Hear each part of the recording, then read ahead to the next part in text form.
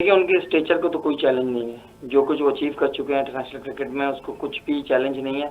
अगर वो परफॉर्म करते हैं तो वो बड़े मैच के बड़े प्लेयर हैं, परफॉर्म करेंगे और उनकी टीम को उसका फ़ायदा होगा, तो वो मज़ीद अपने जो कद है उसको बढ़ाएंगे।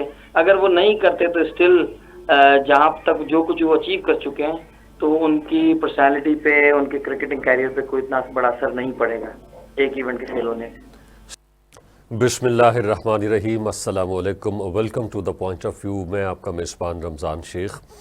आज के प्रोग्राम का आगाज़ खेल से करते हैं। आप सब जानते हैं कि आज T20 वर्ल्ड कप के सिलसिले में इंडिया और साउथ अफ्रीका के बीच में वर्ल्ड कप का फ़ाइनल खेला जा रहा है। बहुत अहम दिन इस हवाले से कि पाकिस्तान बल्कि कुछ ऐसे मुल्क ज़रूर मौजूद हैं जो खेल से और ख़ुसूसन क्रिकेट से मोहब्बत करते हैं। तो इस हवाले से हमने सोचा कि क्यों ना अपने प्रोग्राम का आगाज़ खेल से ही किया जाए और क्रिकेट से किया जाए। बहुत अहम इस हवाले से कि दोनों टीमों ने पूरे वर्ल्ड कप के अंदर कोई मैच नहीं हारा है और दोनों टीमें मजबूत हैं, स्ट्रॉन्ग हैं, बहुत अच्छा परफॉर्म करती आई हैं और भरपूर फॉर्म में हैं दोनों टीमों के प्लेयर्स। इसी मौजू के ऊपर बातचीत के लिए हमें ज्वाइन किया है मोहम्मद सलमान साहब, टेस्ट क्रिकेटर ने। सलमान साहब, आपका बहुत शुक्रिया। आज का दिन बहुत अहम इस हवाले से कि आज T20 वर्ल्ड कप का फ़ाइनल खेला जा रहा है। अगरचे ये फाइनल या पूरा टूर्नामेंट उस तरह से फीका रहा, अगर जाहिर है किसी और मुल्क के अंदर होता, जैसे इंग्लैंड है, ऑस्ट्रेलिया है, पाकिस्तान, इंडिया, तो फिर मेरा ख्याल है कि और तरह का मज़ा आता। लेकिन इस हवाले से शिकायत भी बहुत आई मुख्तलिफ़ प्लेयर्स को। ट्रांसपोर्टेशन के ज़राए अच्छे नहीं थे, होटल्स दूर थे और बहुत सारे प्रॉब्लम्स थे। किस तरह से देखते हैं इस वर्ल्ड कप को?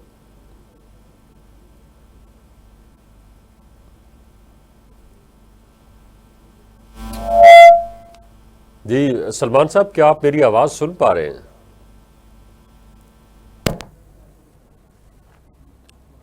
सलमान साहब, क्या आपको मेरी आवाज़ आ रही है?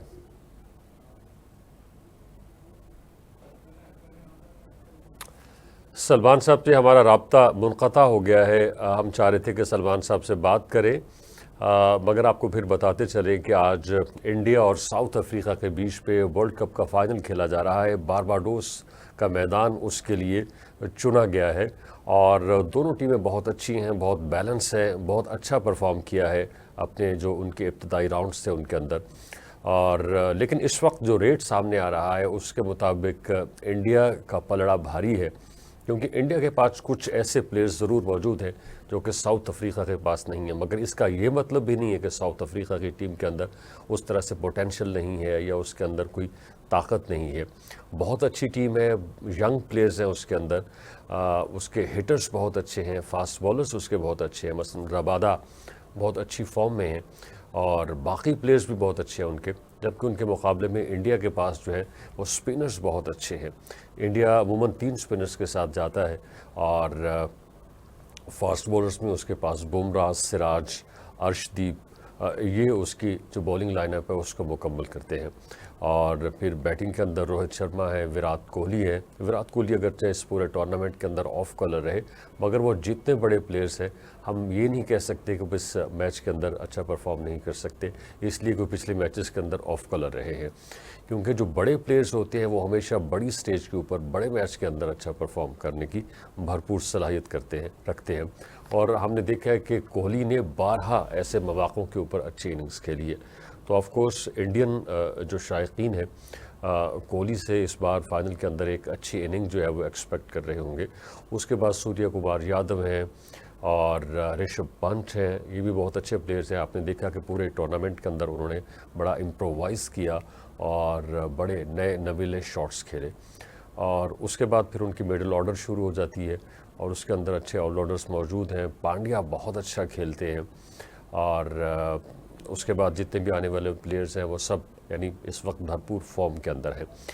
वाहिद एक मैच ऐसा था जहां इंडिया को थोड़ी मुश्किल हुई खेलने में, वो पाकिस्तान और इंडिया के बीच में मैच था।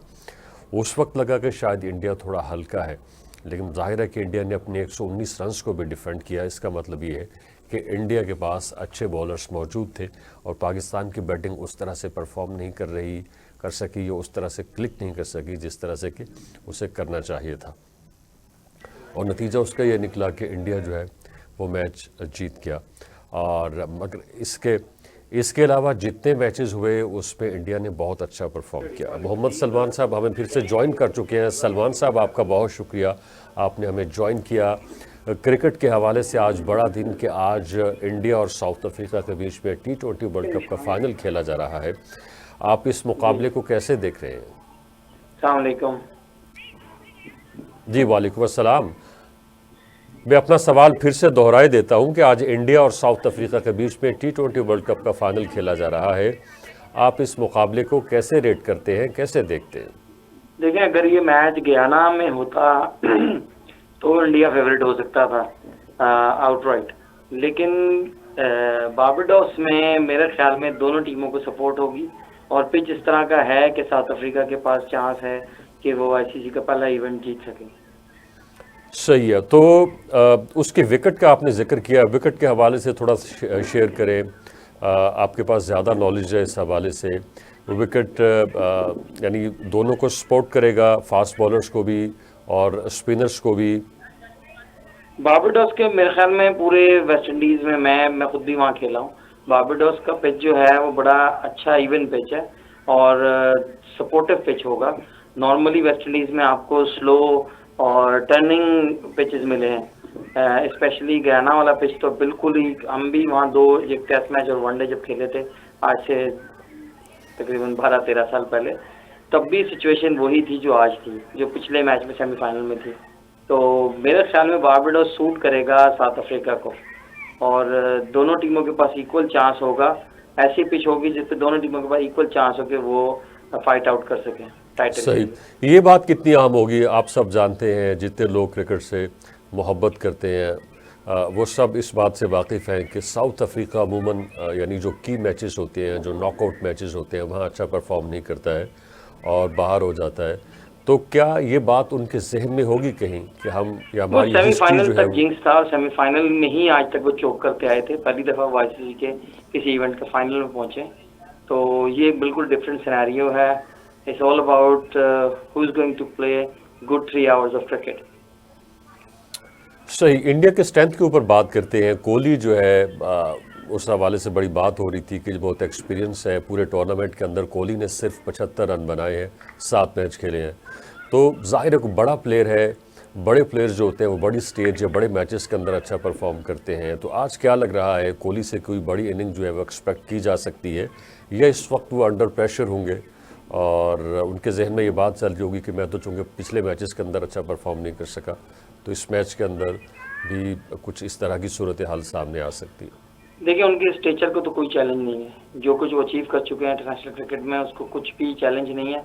अगर वो परफॉर्म करते हैं तो वो बड़े मैच के बड़े प्लेयर हैं, परफॉर्म करेंगे और उनकी टीम को उसका फ़ायदा होगा, तो वो मज़ीद अपने जो कद है उसको बढ़ाएंगे। अगर वो नहीं करते तो स्टिल जहाँ तक जो कुछ वो अचीव कर चुके हैं तो उनकी पर्सनालिटी पे, उनके क्रिकेटिंग कैरियर पे कोई इतना बड़ा असर नहीं पड़ेगा एक इवेंट के फेल होने से। सही। हमने देखा है कि अगर रोहित शर्मा और विराट कोहली जल्दी ऊपर से आउट हो जाते हैं तो फिर इसके बाद जो आने वाले बैटर्स हैं वो खुल के नहीं खेल पाते हैं। पिछले मैच के अंदर जो सेमीफाइनल था उसमें भी मुखालिफ टीम से थोड़ी चूक हो गई। मसलन ये कि उन्होंने कोहली को तो आउट कर लिया, ऋषभ पंत को तो आउट कर लिया, मगर जो शर्मा थे उनको उस तरह से वो कैटर नहीं कर सके और फिर उसके बाद आने वाले सूर्य कुमार यादव ने एक अच्छी इनिंग खेल दी।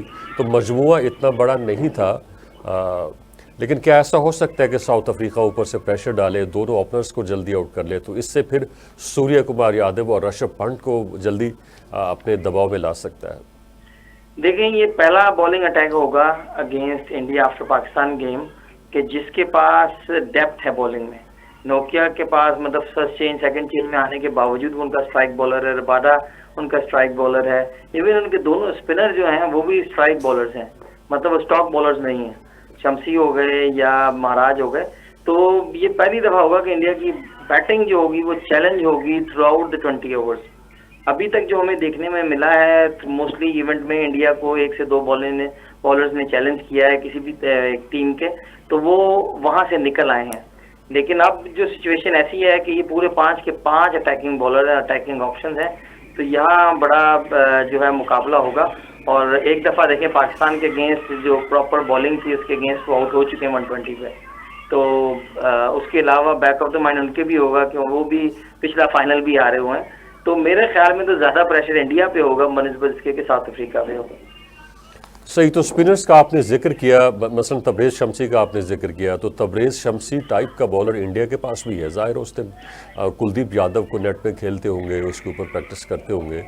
और आपको इल्म है कि इस वक्त यानी जितने लोग टीमों के साथ जुड़े होते हैं वो उनकी वीडियोस निकाल के, स्टैट्स निकाल के बताते हैं कि यहाँ पे ये वीक है, यहाँ पे ये स्ट्रांग है। देखें, मैं थोड़ा सा यहाँ पर ना ये जो स्टैट्स की दुनिया और ये जो जितना कुछ चल रहा है ना क्रिकेट में, मैं इसके थोड़ा सा अगेंस्ट हूँ कि बहुत ज़्यादा टेक्नोलॉजी बेस करने के चक्कर में हमने जो क्रिकेट की खूबसूरती है उसको ख़त्म किया है। आप ऑन अ डे अगर आपका हार्ट आपके साथ नहीं है, आप ब्रेवरी से नहीं खेल सकते, आपके अंदर प्रेशर सस्टेन करने की सकत नहीं है, भले आपने जितनी मर्जी क्रिकेट खेली हो, जब आप फाइनल खेल रहे हैं किसी भी इवेंट का प्रेशर कहीं ना कहीं होता है, तो वो रहेगा। इंटरनेशनल क्रिकेट का ये खासा है कि वो प्रेशर आपके ऊपर रहता ही रहता है। तो आप ये नहीं कह सकते कि कोई जितनी मर्जी आपने तैयारी की हो, लेकिन ऑन द स्पॉट जब आप बैटिंग करने जाते हैं और वहां पर सिचुएशन है, कोई टर्न हो रहा है या किसी भी बॉलर का जो अटैकिंग बॉलर है वो अपने ऑप्शंस यूज करे, उसके पास चांस ही चांस है। 6 बॉलर के पास 6 चांसेस है, बैट्समैन के पास 1 गलती का चांस है। तो आप वहां पर इन चीजों को ना मेजर नहीं कर सकते कि वो कितने बॉलर्स को खेलते हुए आ रहे हैं, उनके पास कौन से बॉलर्स हैं। क्रिकेट में ब्रेवरी का, क्रिकेट में प्रेशर सस्टेन करने का बहुत अमल दखल है। और ये ऑन अ डे आप किस मोड में हैं, आपकी नींद कितनी पूरी हुई है, कितनी नहीं हुई है, पिछला दिन आपका किस तरह गुजरा था, ये बहुत सारे फैक्टर्स हैं जो क्रिकेट में अफेक्ट करते हैं on a final day, specially on a final day और नॉकआउट मैचेस में। तो इसमें आप जो है ये नहीं कर सकते कि पीछे क्या हुआ था, किसी ने क्या परफॉर्मेंस दी थी, आज क्या होगा, आज कोई किस तरीके से प्रेशर सस्टेन कर सकता है, ये उस पर डिपेंड करता है। सही। जो इंडिया की जो मिडिल ऑर्डर है, आप देखिए वो रन नहीं कर पा रही। मिसाल के तौर पे डूबे उनके एक प्लेयर है, उनसे रन नहीं हो रहे। अक्षर पटेल हैं, उनसे रन नहीं हो रहे। जो सूर्य कुमार यादव है वो मुख्तलिफ तरह की शॉट्स खेलते हैं, वो किसी भी शॉट के ऊपर आउट हो सकते हैं, यानी इतना उनकी बैटिंग के अंदर रिस्क होता है। तो यहाँ पे आपको लगता है कि अगर साउथ अफ्रीका अटैक करता है तो उसकी मिडिल ऑर्डर को काबू में ला सकता है, प्रेशर में ला सकता है? देखिए, T20 में 2 ही बैट्समैनों ने रन करने होते हैं और पूरे इवेंट में भी, मोस्टली इवेंट आप जहां भी किसी भी आप फ्रेंचाइज लीग देख लें, इंटरनेशनल क्रिकेट देख लें, एक सीरीज में 2 से 3 प्लेयर्स ही क्लिक करते हैं। फॉर्चुनेटली फॉर इंडिया 7 मैचेस खेले हैं, सिर्फ एक बॉलर ऐसा है उनका जो 2 दफा मैन ऑफ द मैच हुआ है। उनके 6 डिफरेंट लोगों ने मैन ऑफ द मैचेस लिए हैं। इट मीन्स कि टीम का कॉम्बिनेशन उनका अच्छा है। और परफॉर्मेंस की जहाँ से देखें, कैमियोज हैं छोटे छोटे, जहाँ पर अक्षर पटेल के 16-17 रन है थोड़े बॉल पे, दुबे ने एक अच्छी इनिंग खेली हुई है। तो मोस्टली प्लेयर्स, अगर आप कह रहे हैं T20 में आपको बहुत ज़्यादा स्टैट्स नज़र आएंगे, रन्स बहुत ज़्यादा नज़र आएंगे, तो ऐसा होता नहीं है। T20 में लिमिटेड टाइम है, आपके छोटे कैमियोज बाज़ औक़ात आपको बहुत ज़्यादा फ़ायदा देते हैं और उनके पास इस तरह के परफॉर्मर्स हैं जिन्होंने छोटा छोटा परफॉर्म किया हुआ है। जी सलमान साहब, हमें एक ब्रेक पे जाना है, आप हमारे साथ बने रहिए। जब ब्रेक से वापस आएंगे तो फिर कुछ मज़ीद सवालात आपके सामने रखेंगे और आपके जवाबात शाकीन तक पहुंचाएंगे। एक छोटा सा वक्फा और उसके बाद फिर आपकी खिदमत में हाजिर होते हैं। जी welcome back. T20 cricket world cup के हवाले से बात हो रही है। आज इंडिया और साउथ अफ्रीका के दरमियान बारबाडोस में T20 वर्ल्ड कप का फाइनल खेला जा रहा है। इसी हवाले से हमारे साथ मौजूद हैं लाइन पर मोहम्मद सलमान, साबिक टेस्ट क्रिकेटर। सलमान साहब, जो साउथ अफ्रीका की स्ट्रेंथ है उसके ऊपर बात करते हैं। क्विंटन डी कॉक के नाम से कौन वाकिफ़ नहीं है, मगर उनकी एक आदत है कि वो बहुत कैजुअल खेलते हैं और सीरियस नहीं लेते हैं, अपने शॉट्स पर जाते हैं, लग गया तो लग गया। मतलब वो जिस तरह से होता है कि जी प्रेशर ऑब्जॉर्व किया, चंद डॉट बॉल्स खेली या सिंगल निकालने की कोशिश की, जब सेट हो गए तब मारा। क्विंटन के अंदर ऐसी कोई बात नहीं, पहली बॉल को भी वो हिट कर सकते हैं और बाज़ औक़ात देखा है कि वो इनसाइड एज हो जाते हैं, पुल मारने जाते हैं तो बॉल खड़ा हो जाता है।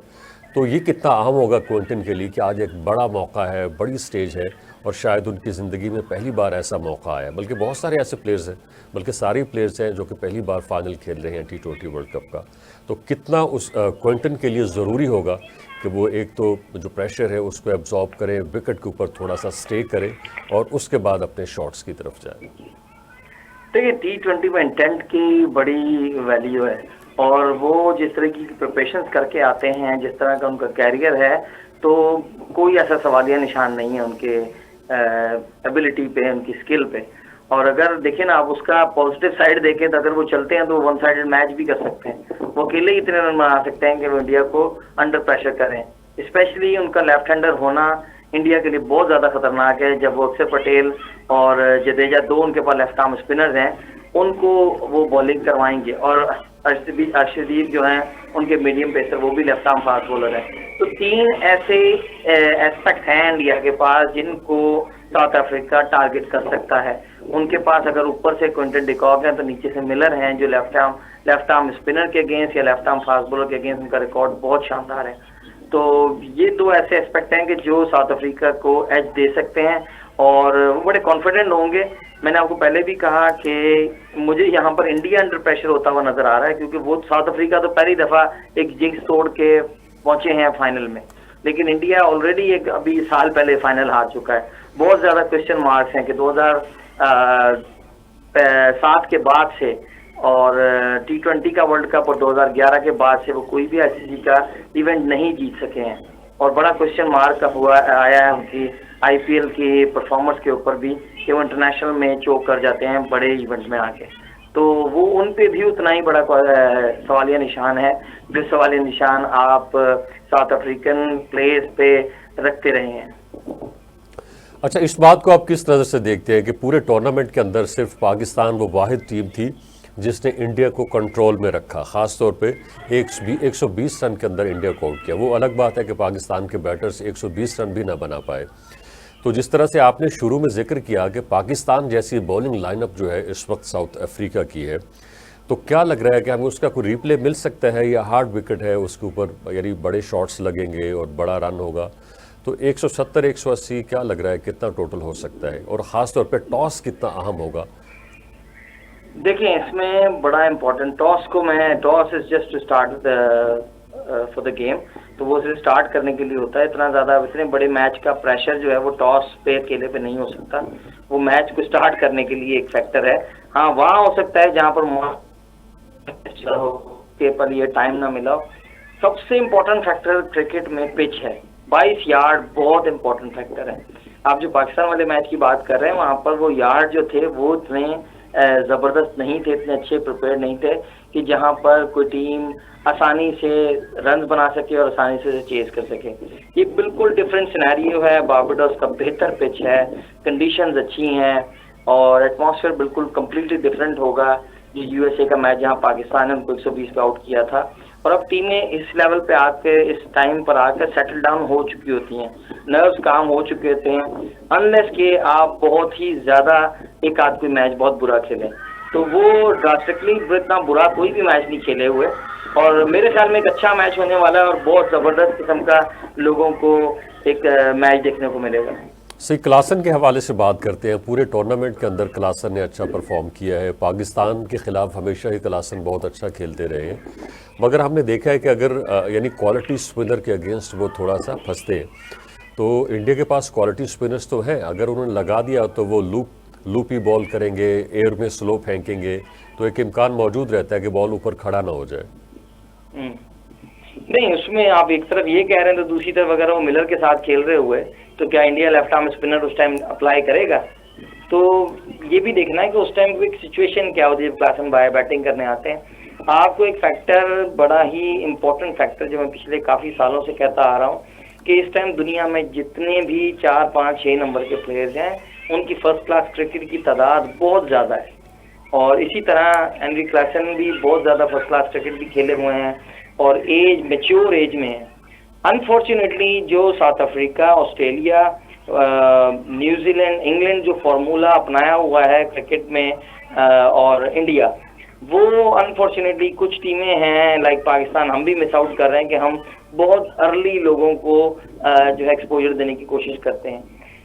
इंटरनेशनल स्टेज बेसिकली परफॉर्मेंस की जगह है, वो सिखाने की जगह नहीं है। You don't get paid to learn, you get paid to perform.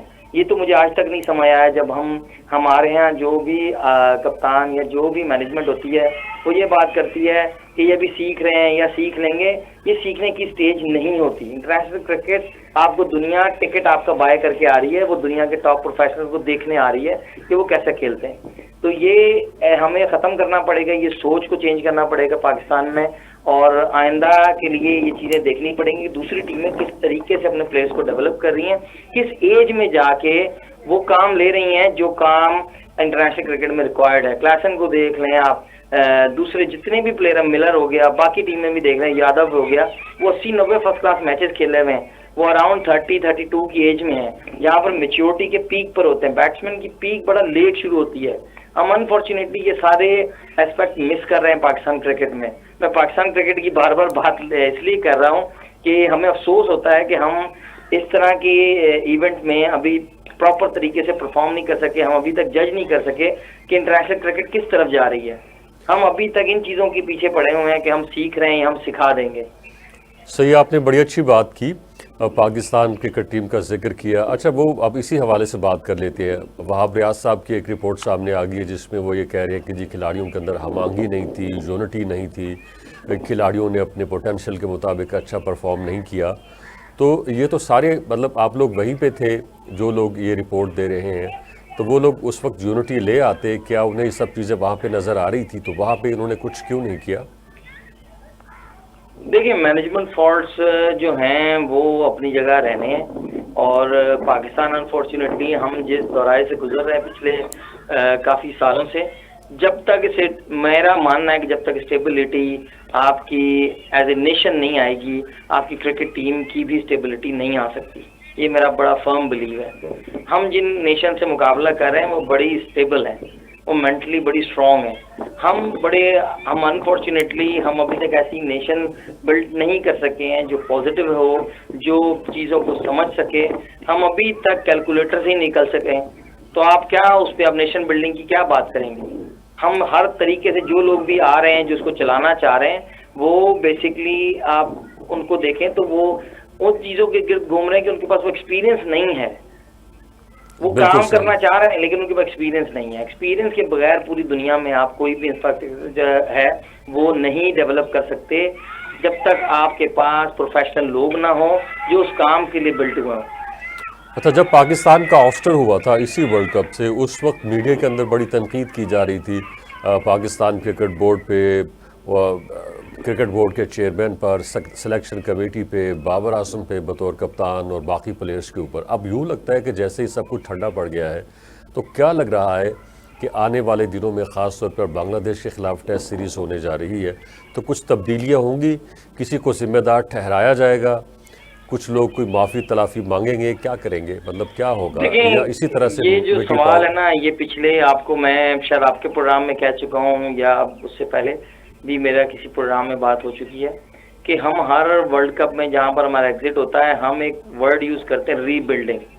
तो मुझे तो पूरी ज़िंदगी हो गई ये सुनते हुए, rebuilding process, rebuilding process. Rebuilding process means nothing अगर आप प्रॉपर जो आपके परफॉर्मर्स हैं, जो प्लेयर्स आपको लगता है कि वो टेक्निकली साउंड है, उनको जब तक प्रॉपर मौका नहीं दिया जाएगा, आप इफ एंड बट से गुजारा करेंगे, आप हाफ प्लेयर्स खिलाएंगे, हाफ मेजर्स करेंगे, तो आपको प्रॉब्लम्स रहेगी इंटरनेशनल क्रिकेट में। International cricket demands a high quality, तो वो आप ऐसे नहीं किसी को सिर्फ एक ब्रांड की परफॉर्मेंस से, एक PSL की परफॉर्मेंस से, एक इवेंट की परफॉर्मेंस से जब हम लोगों को खिलाएंगे तो वहाँ हम ज़्यादा बड़े कसूरवार हैं। कौन सा दुनिया का प्लेयर है कि मना कर देगा कि मुझे आप इंटरनेशनल टीम में ना खिलाएं? सब प्लेयर्स को आप कसूरवार नहीं ठहरा सकते। जो लोग उन्हें लाते हैं, जो सिलेक्ट करते हैं, वो उतने ही कसूरवार हैं। प्लेयर्स को हम ब्लेम करते हैं, बाबर आजम को ब्लेम करते हैं, हमारा गलत तरीका है। हम प्लेयर्स को ब्लेम नहीं कर सकते। उनको लाने वाले, उनको मैनेज करने वाले लोग जो हैं, जब तक वो को डिसीजन नहीं लेंगे या वो प्रोफेशनल नहीं होंगे, या उन्होंने जो उन लोगों को हम नहीं रखेंगे जिन्होंने यहाँ पर टाइम गुजारा है उसमें उस काम को सीखने के लिए, जब तक हमारे ऐसे ही मसाइल रहेंगे। आप ये देखें ना, आप पिछले 15 से 20 साल का अपना कंप्लीट रिव्यू करें कि आप अभी तक ऐसे प्रोफेशनल्स नहीं ला सके हैं लोकली जो यही काम करते हो। आपको तो यही नहीं पता लगता कि आपके जो लोग आप ला रहे हैं, आया कि वो ब्रॉडकास्टर्स हैं, वो कोचेज हैं या मैनेजर्स हैं। उनको मैनेजमेंट की जॉब मिलती है, वो मैनेजर बन जाते हैं। वो उनको कोचिंग की जॉब मिलती है, कोच बन जाते हैं। साथ ही उनको ब्रॉडकास्टिंग की जॉब मिलती है, ब्रॉडकास्टिंग शुरू कर देते हैं। कहीं दुनिया में ऐसा नहीं होता। हम तबाही मचा चुके हैं कि हमारे जो लोग वही 20 नाम घूम के आते हैं, जो बैठ कभी वर्ल्ड कप पे तबसरा कर रहे होते हैं, कभी वो वर्ल्ड कप की टीम बना रहे होते हैं। तो ऐसे दुनिया में कहीं भी नहीं होता। और सिर्फ फॉर द कोर्सेज आपको प्रोफेशनल चाहिए जिन्होंने डेडिकेट किया हुआ अपनी लाइफ को, उनके पास अकॉर्डिंग टू जो आप काम करना चाह रहे हैं उसकी उनके पास डिग्री है, उन्होंने पढ़ाई की है, उन्होंने उसमें टाइम लगाया है। ये वैसे ही है जैसे हम क्रिकेट खेलते हैं अंडर 13, 14, 16, 19, उसके बाद अंडर 23, उसके ऊपर क्रिकेट खेलते हैं प्रोफेशनल क्रिकेट। ऐसे ही है कोचिंग भी, आप नीचे से शुरू करते हैं। अनफॉर्चुनेटली हमारे यहाँ सारे ही पैराशूटर्स हैं, डायरेक्ट ऊपर आसमान से उतरते हैं, एक्सपीरियंस होता नहीं है। क्रिकेट जब खेलते हैं तो जीरो से शुरू करते हैं, जब मैनेजमेंट में आते हैं तो डायरेक्ट हम ऊपर आना चाहते हैं। सबको ही पाकिस्तान टीम की कोचिंग करनी है, सबको पीएसएल में काम करना है, तो नीचे कौन काम करेगा? दुनिया बदल रही है। आप क्रिस रीड विकेट कीपर हैं नॉटिंघमशायर के, जब वो पहली दफा नॉटिंघमशायर से रिलीज हुए 18 साल के कैरियर के बाद, बहुत ज्यादा इंटरनेशनल टेस्ट सारा कुछ खेले हुए थे वो, तो उन्होंने प्रेफर किया कि वो जिस गांव से आए थे उस गांव के स्कूल में, प्राइवेट स्कूल में कोचिंग के लिए गए। उसी साल उनको ऑफर थी 1 लाख पाउंड की कि वो नॉटिंघमशायर के लिए as a fielding coach, assistant coach काम करें। उन्होंने रिफ्यूज कर दिया। उन्होंने कहा नहीं, मैंने पैसा बहुत कमा लिया, अब मैं अपने लोगों को सर्व करना चाहता हूँ। क्या ऐसी मेंटालिटी है हमारे किसी सुपरस्टार में? क्या हमारे लोग इस तरह का सोच सकते हैं?